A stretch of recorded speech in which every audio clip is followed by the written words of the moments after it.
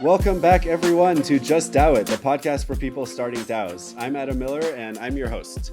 I'm the CEO of MyDAO, which provides legal entity solutions for DAOs. And prior to starting MyDAO, I did consulting for people starting and operating DAOs.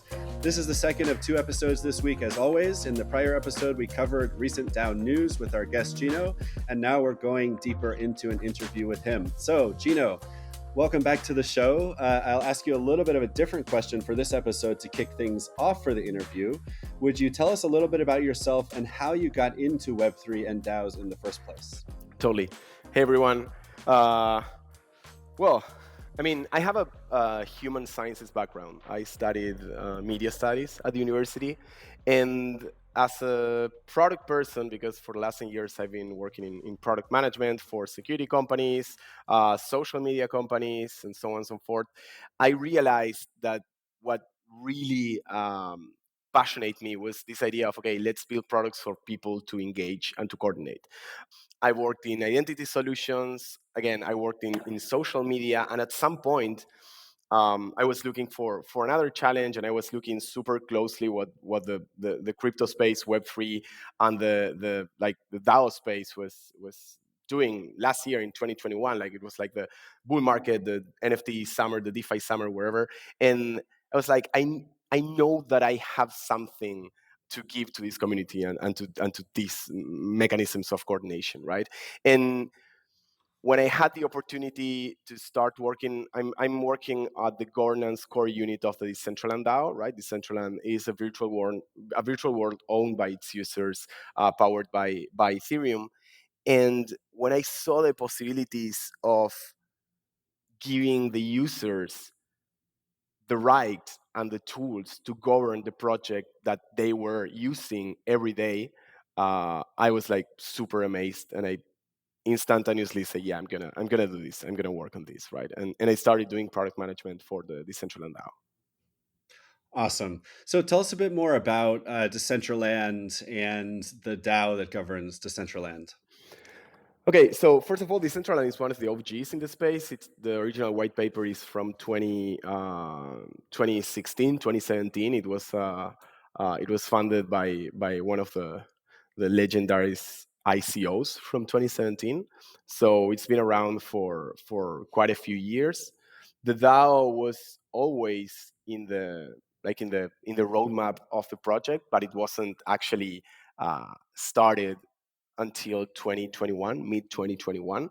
So the Central and DAO basically is the guardian of all the core smart contracts of the project. So basically, the Decentraland, as I said, it's a virtual world. So basically, consists of property, land, basically land in a virtual world called Genesis City, where people can build stuff, can live their world with their avatars, can like design stuff, design experiences, build games, build I don't know, art shows, fashion shows, music venues, basically anything that can be consumed from a 3D immersive interface.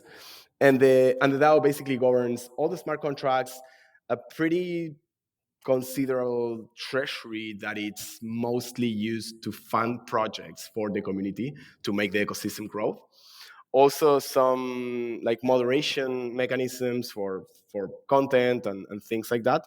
Um, and that's basically it. I mean, it's an amazing way to experiment like a social media tool governed by its users, right? I mean, we've been seeing how the traditional Web 2.0 social media companies behave with its users when things got pretty nasty, like with the U.S. elections and content moderation and things like that. So it's amazing to see an alternative to that way of thinking extractively about your users. Yep. So for anyone who's just super new to the concept of a metaverse, I mean, basically you're in a 3D world on your computer where you can walk around, you see other people, you can chat with other people, I assume via audio or typing on your keyboard, and you see buildings that people have built. You can experience things that other people have put together for you to experience. Is that right? Yeah, that's correct. Yeah, I like to think. I'm not sure if I like the word metaverse a lot, but it's sexy for sure. The concept that I like most is this idea of immersive uh, social experiences, right? Because it's basically like a software space where you can interact with people in an immersive way. That's it. That's a virtual world, right? And even though the definition might Yeah. sound pretty, I don't know, loose or abstract, uh, that's where the beauty of the definition lies, right? I mean, this idea of, okay, you can basically do anything here, right? Of course, the technology has its boundaries Yeah. for sure, but the power it's on the user's hands. So Very interesting. Okay, that's cool. And I've been in Decentraland. It's great. I've been to parties there where you have live DJs, yeah. playing music and videos and hundreds of people dancing and everything, and maybe looking at NFTs on the walls. So it is really fun. Definitely something I recommend people check out. Um, Let me ask you this. So, for our audience, which is a lot of people who are starting DAOs or thinking about starting a DAO, what were some of the growing pains in the early stages of starting the Decentraland DAO, and how did you or the team at the time address those challenges? So the biggest one is always engagement, right? I mean, you start building the tools and you start giving the DAO responsibility for like critical things in your project, but the robustness of a decentralized system is as robust as the engagement metrics that you have, right? Because you need to have people Hmm. uh, paying attention to that, right? So what we did as an approach is we took decentralization as a core feature and we took the DAO as a product. And we put like a product thinking mindset. Like this needs to be simple to understand. It has to be a simple onboarding. People needs to know, like they need to have the information, they need to make better decisions. So we build transparency reports, we build basic KPIs straight in the DAO homepage. We make the application work like super fast, super simple in mobile devices. Like we put this maybe traditional 2.0 product mindset, like we need to make this work as simple as possible. We try to hide some of the complexity without hiding the concepts that power that complexity, right? And we started seeing people engaging more and more in the DAO, and our like voting metrics started to grow. Actually, the Decentraland DAO is one of the top 5 DAOs in terms of proposal creation. So it's really amazing, and that's because I mean I'm not naive. I know that for participating in the central and DAO, you need maybe less specialized knowledge than to participating in a, I don't know, in a DeFi DAO, right? I mean, if you go into the Maker DAO Right. proposals, Yeah. maybe you don't even understand the titles, right? Because you need to have like a deep understanding on how DeFi works and things like that. Regarding the central and since Yeah. basically are like human interaction problems and maybe features to be built by the foundation or things like that, it's easier for everyone to understand and to start participating in that ecosystem. But we've been like super meticulous in terms of, okay, how can we make this experience simpler and better for the community, and we saw the results there. Wow, that's awesome. So, I mean, imagine millions of people have probably used Decentraland in terms of entering the world and browsing around. What are those? If you could share, what do the metrics look like in terms of participation in the DAO? Yeah, so as an FYI, and this is a conversation that I had with a friend who's a political scientist, at least in Latin America, the participation, like a healthy participation rate in the politics of a country is around like 4 to 5%, right? If 4 or 5% of your like population in your nation participating somehow in a political system and not only voting but doing something every week Mhm. or every month regarding governance, that's healthy. Regarding the Decentraland DAO, we have around 8% of like engagement from people visiting the world to people participating in the DAO. Hmm. Very interesting. That's a cool metric. And yeah, certainly it was interesting in the earlier days. of 2022, when a lot of DAOs were popping up and there was a lot of popularity and people joining DAOs, a lot of folks were also really concerned that some of the participation rates in terms of who was voting was like 2%, 3%, 5%. And people are like, oh my God, I mean, that's so much less than 100%. But I think to your point, there's no obvious reason why you would expect to need everyone in a community participating fully in governance for it to work well. Yeah, and I feel like even if you're going to compare yourself to countries, you'd have to account for the fact that in countries, I think for the most part, people only vote once or twice a year. I mean, in Totally, the States, it's once a year. totally. It's not even most people don't even, I mean, a lot of people vote once every 2 or every 4 years because Yeah, that's when you have your national elections. And if you have a DAO where there's multiple proposals every week, there's no way you could expect the same metric. totally. So yeah, that's really interesting. What about Gino? As time has gone on, getting closer to, or even today, what are the biggest challenges that the DAO has faced, and how have you addressed those? Well, right now we're having some interesting discussions regarding the continuity of the project and the situation of a treasury in a bear market, right? Because we know that we are building for the long term. We know that the metaverse, the virtual worlds, wherever you want to call it, it's an ecosystem, it's a technology that it will take time, right? So, for example, right now we're in the middle of a discussion inside the community with an open proposal for voting of pausing for a couple of months our grants program, right? Because as any other token, the price of the mana, which is a utility token of Decentraland, went low by 40 or 60% this year. And the community, and I think that's amazing because it means that it's a healthy community. The community started to ask, okay, what should we do regarding this? So, an open proposal to pause the grants program, and also several proposals to restructure the way we give grants to the community are open for voting. And I think that's going to be a challenge. Like, how do we make sure that we are operating in an efficient way to make sure that our treasury, which is mostly for make the ecosystem growth, will be there for the next 10, 15, 20 years, right? Interesting. Do you guys use any like treasury management tools, or how do you think about just managing the money in the treasury? Because that's something I've heard come up a lot recently. Yeah, I think a couple of things. Treasury management. Again, in MCon, I had in a conference from in like a DAO conference in Denver this year. I had a lot of discussions from people building DAO like treasury management tools, and at the moment we're like testing stuff. We're not using anything for let's say having some returns or doing investment strategies. We're just using it to swap from mana to stable coins to pay for stuff and things like that. I think that in a lot of DAOs there are a lot of fear regarding, okay, who will be managing our treasury.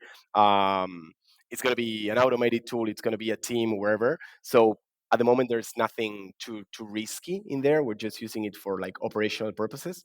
But that's a conversation that we're having at the moment. Like, how are we going to make sure that we reduce the impact on the treasury of the volatility of the token that we have?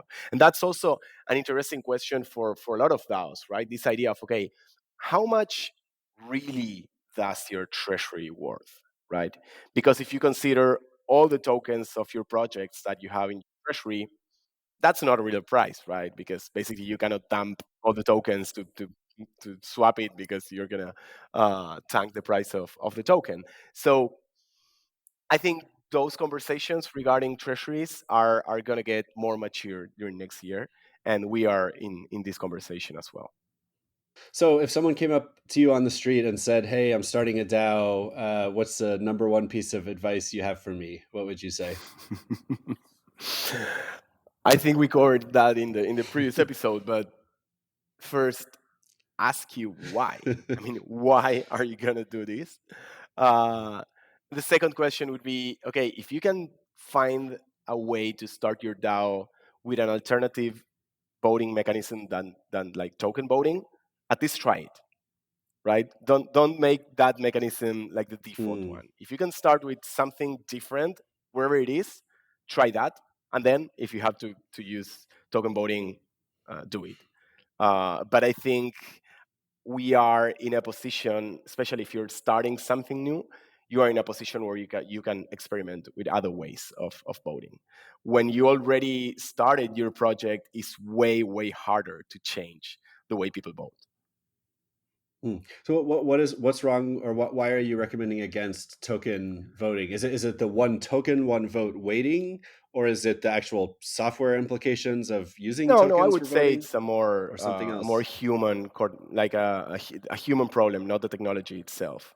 I feel that if next year finally is the year where we can solve, I don't know, identity and civil attacks and things like that in crypto, I would like to see other ways of voting. I don't think that one person, one vote is the best way, not at all.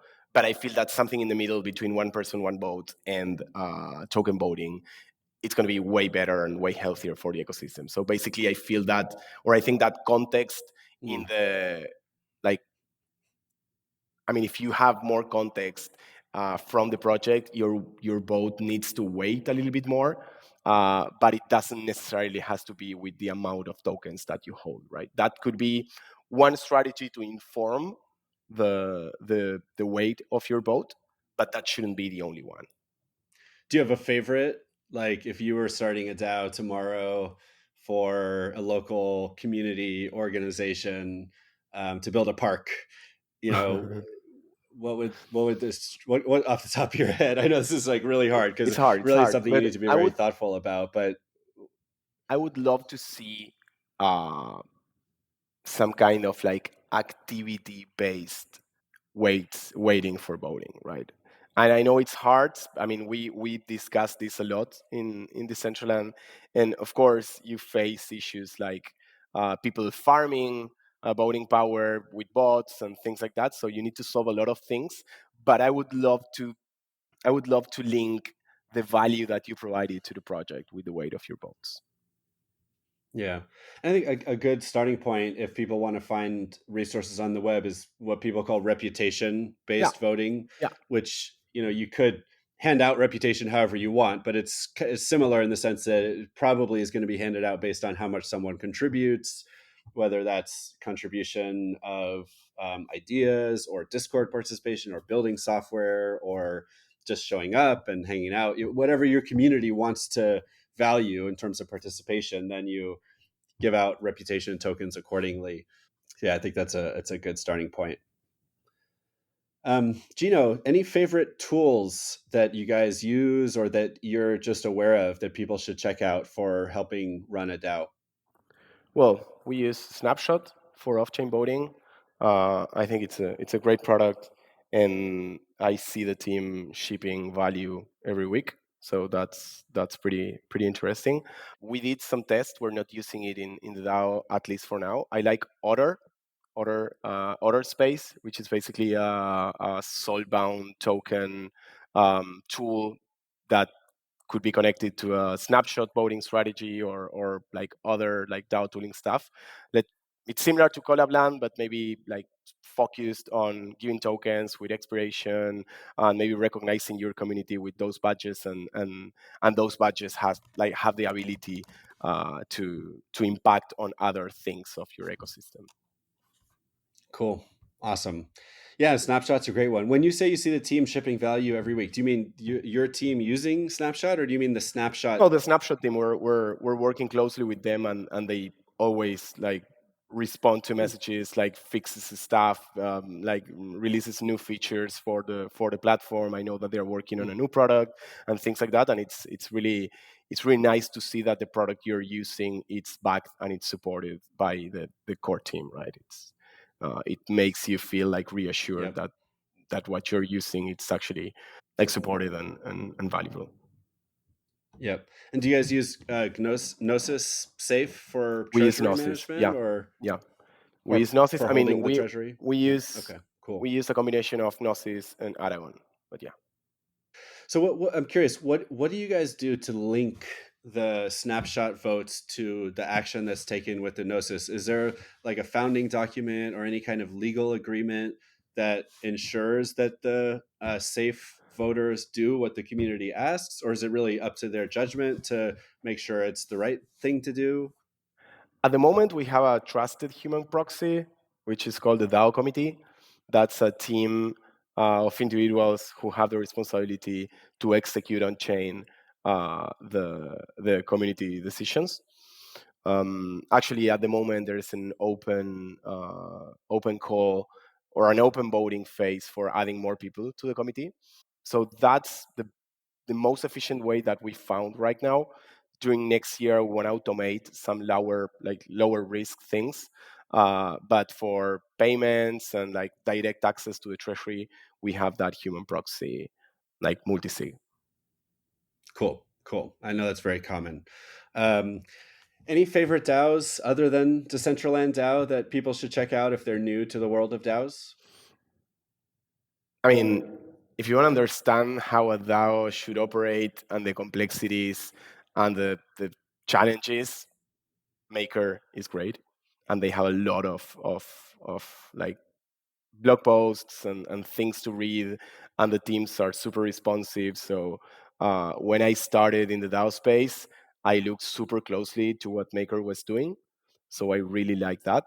Well, Nonce DAO is also amazing. I think they are the ones that are like accelerating and dynamizing uh, the tooling and the mechanisms for how DAOs are operating, and it's amazing to see that happening on a super like focused DAO, right? Because Maker is, well, it's huge, but Nouns has like a super laser focused vision, and they're building products that are useful for them, and therefore sometimes they're useful for the community. So I really like that.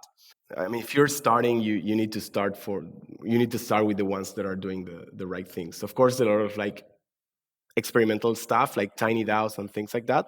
Well, Element is also a really good one, and there's a lot of documents out there and blog posts regarding Element governance mechanisms. So I also like that one. Yeah. It's interesting. I would say the smallest DAOs. Clearly you can't expect some new DAO that started 6 months ago and has 20 members to be the paragon example of what your DAO should look like. Whereas looking at these large examples probably do give you a good sense of something to shoot for. But at the same time, they're nothing like what a DAO is going to be like for its Exactly. first year or two in business. And so I feel like maybe it's check out a few of those really big ones and then check out a lot of small ones, try to join 10 DAOs or 20 DAOs. I mean, you don't have to join in a meaningful way, but just like join the Discord server, look at how voting works, look at what software they use, maybe say hello and chat a little bit. And I think that will give you a good broad sense of what all new DAOs, what challenges they're facing, where they're at. And then you have maybe more of a short-term vision and a long-term vision of how you want your new DAO to work. Yeah. Awesome. Well, Gino, this has been amazing having you on the show. I really appreciate you sharing your insights and experience with us. For the audience, where can people find you and your project on the web and on social? Okay, so you can check the Decentraland project at decentraland.org. You can see the tools that we're building for the DAO in governance.decentraland.org. And you can find me on Twitter at Gino Cingolani. Awesome. And you can find me on Twitter at 0xthriller, and MyDAO is at MyDAODS. That's MIDAODS on Twitter, and MyDAO.org.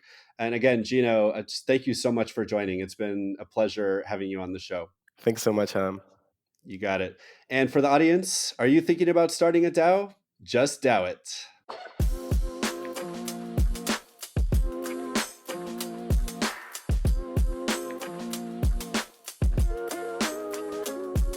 Just DAO It is for educational and entertainment purposes only. Just DAO It does not contain any legal or financial advice. My DAO also does not provide legal or financial advice, and nor does your host, yours truly.